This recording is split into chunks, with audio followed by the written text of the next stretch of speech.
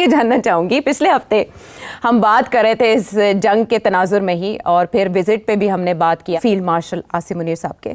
सो आप एक्सपेक्ट कर रहे थे कि ये मुलाकात होगी और ऐसे होगी कि 45 मिनट से 135 मिनट तक रिपोर्टेडली चली जाए, और फिर आपको इससे मुलाकात से सरप्राइज हुए या आपको शॉक मिला? एक तो 3 सवाल पूछ लिया आपने। एक ये कि मैं सरप्राइज था कि नहीं, दूसरा ये कि मेन्यू क्या था। वो तो चस्के बात के लिए। ये है कि अच्छा चलो, बात ये है कि यस आई थिंक जब ये अनाउंसमेंट हुई कि जनरल साहब जो है वो वॉशिंगटन जा रहे हैं और वहाँ उनकी मुलाकात ओवर लंच होगी विद द अमेरिकन प्रेसिडेंट, तो yes I think we were all surprised.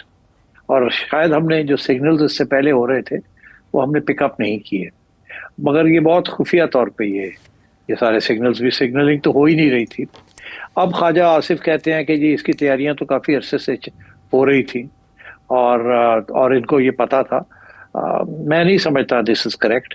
ये सवाल ये है कि हमारी तरफ से ये रिक्वेस्ट थी कि हमारे आर्मी चीफ को मिला जाए, या उनकी तरफ से कुछ पेशकदमी थी कि we want to meet with your army chief. This is not clear, but एक तो चीजें बड़ी क्लियर हो रही हैं, उस वक्त नहीं क्लियर थी। एंड आई मस्ट कन्फेस मुझे भी क्लियर नहीं थी।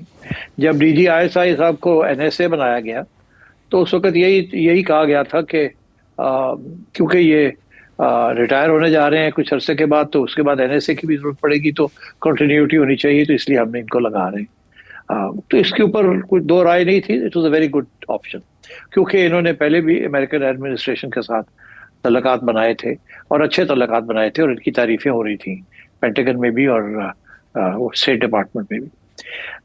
मगर ये जब अनाउंसमेंट आई कि FM की प्रमोशन हो रही है आर्मी चीफ की, तो उस वक्त भी सोचा कि हाँ जंग जीते हैं, डिजर्व्स इट, तो कोई ऐसी बात नहीं है, अच्छी बात है, चलो बना दें, वेरी गुड। मगर ये नहीं सोचा कि इसके पीछे शायद कुछ और सोच भी हो।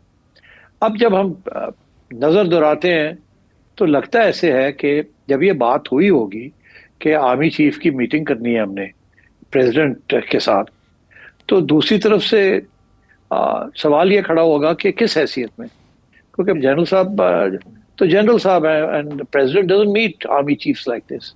He only meets heads of state and he only meets prime ministers and presidents. तो किस सूरत में, तो शायद ये डिस्कशन हुई हो कि जैसे जनरल कियानी की एक मीटिंग हो गई थी प्रेसिडेंट ओबामा के साथ, वो शेड्यूल्ड थी मगर नहीं भी थी। शेड्यूल्ड इस तरीके की थी कि ये गए थे मिलने के लिए अपने काउंटर पार्ट्स को, पेंटागन के और स्टेट डिपार्टमेंट के, और फिर इंतज़ाम ये किया गया था कि प्रेसिडेंट ओबामा जो है विल ड्रॉप इन, वो चलते चलते आ जाएंगे, अच्छा हेलो हेलो हाय हाय, और वहाँ जल्दी से 2 बातें हो जाएगी। बिकॉज आर्मी चीफ लेके गए थे उस वक्त के आर्मी चीफ जनरल कियानी, एक ब्रीफ लेके गए थे जो कि वो प्रेसिडेंट ओबामा को देना चाह रहे थे। तो मैं समझता हूँ कि ये बात तो यहीं से शुरू हुई होगी कि is there any way that army chief can have an interaction with president Trump.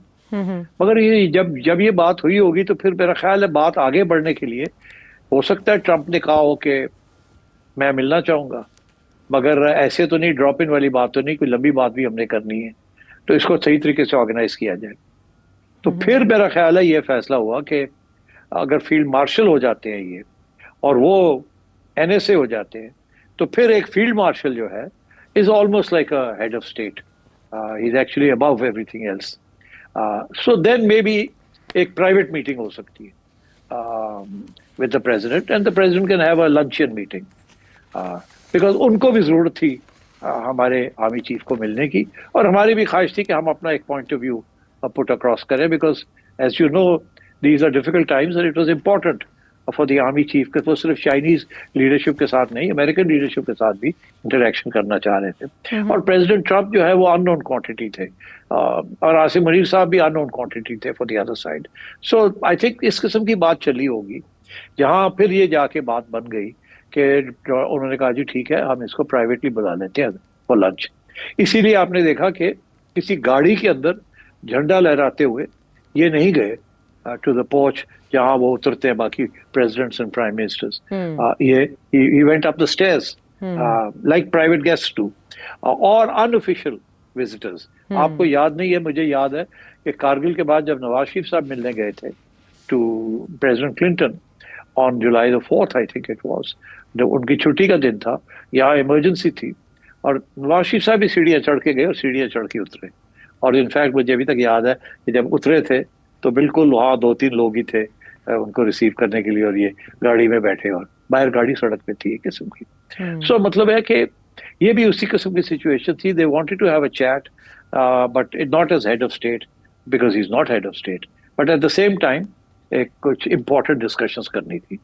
हमारी तरफ से मेरा ख्याल है ये इम्पोर्टेंट डिस्कशन करनी थी about the system that we have, about Imran Khan की democracy, stability and so on. And उनकी तरफ से भी मेरा ख्याल है कुछ रिक्वायरमेंट्स थी, स्पेशली ये इंडिया पाकिस्तान वाली बात, क्योंकि जनरल साहब की तारीफ डोनाल्ड ट्रंप ने की थी कि he is a good strong leader, उन्होंने मेरी बात मानी, सीज फायर किया and so on and so fourth. तो मेरा ख्याल है, मगर उनकी तरफ से मेरा ख्याल है और भी इम्पोर्टेंट डेवलप बात करनी थी। And I think we can discuss that as we go forward कि वहाँ फिर क्या बातें हुई। इसीलिए जब आपने शुरू में तस्वीरें देखी तो उसमें मोहसिन नकवी साहब भी नजर आ रहे थे आपको, इंटीरियर मिनिस्टर, और बट बाद में जो खबरें आई हैं वो यही हैं कि लंच के ऊपर ये 5 लोग थे, 2 हमारी तरफ से FM साहब और DGISI oblique NSA साहब, और उनकी तरफ से तीन थे, I think the president Trump and their NSA secretary and the other gentleman ji, Steve Witkoff ji, for middle eastern affairs के लिए रिप्रेजेंटेटिव। जी। तो ये बड़ा इंपॉर्टेंट है स्टीव विटकॉफ का होना वहाँ middle east. My sense is as we go forward we can ask me, we will discuss कि ये हुआ क्या। लेकिन उससे पहले, so it was quite planned and as they went along the planning took place.